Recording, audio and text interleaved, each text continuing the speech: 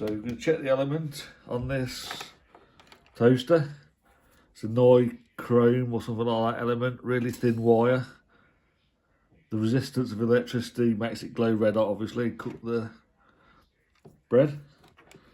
So when you want to check it, this is your main switch. So this is your wires to your element. One goes this side, one goes this side. So I've got my meter set to continuity.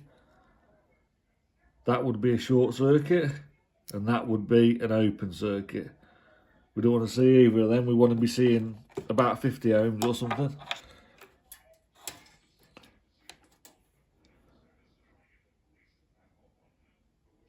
So 62 ohms. That is a good reading. So we've got the meter set to ohms, obviously, the little horseshoe omega shape. And that is it. That's a good element.